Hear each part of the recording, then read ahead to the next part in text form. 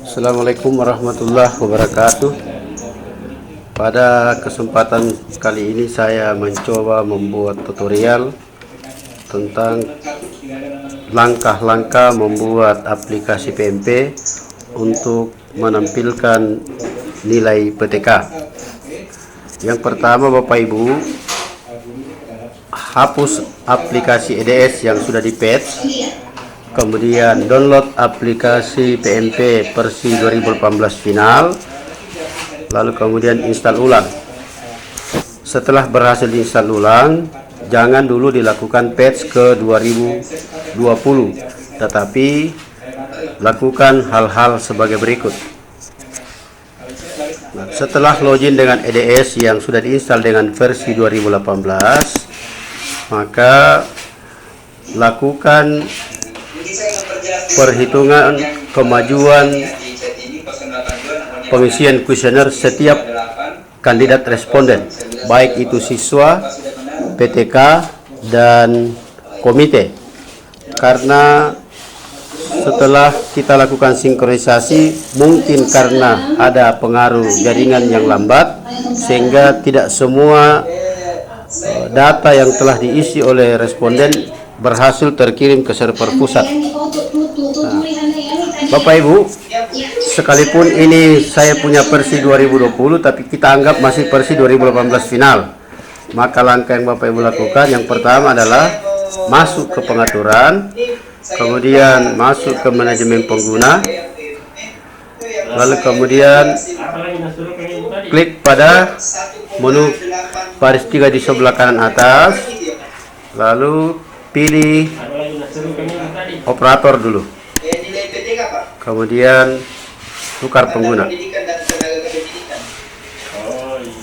Nah, di sini kita klik kanan, lalu tukar pengguna.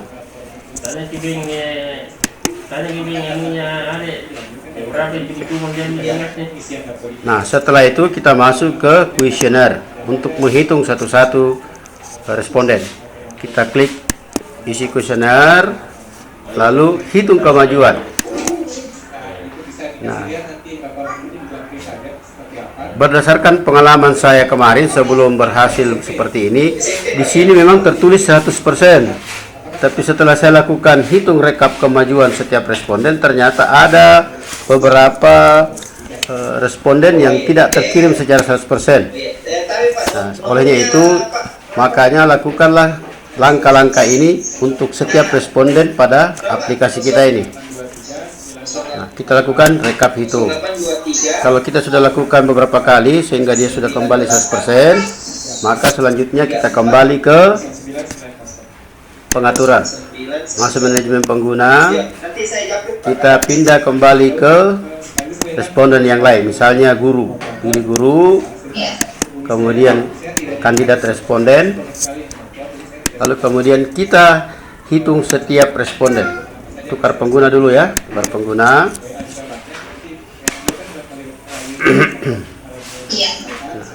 Kemudian kita masuk kembali ke kuesioner,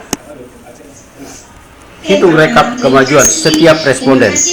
Nah, saya kemarin begitu melakukan ini, ada beberapa responden yang tidak 100%, padahal sebelumnya semua sudah 100%. Nah, setelah saya lakukan hal seperti ini sampai pada semua responden, jadi yang saya lakukan hal ini bukan cuma guru saja, tetapi termasuk siswa, PTK, komite, dan operator itu sendiri. Nah, setelah semua berhasil kita lakukan, maka kita kembali ke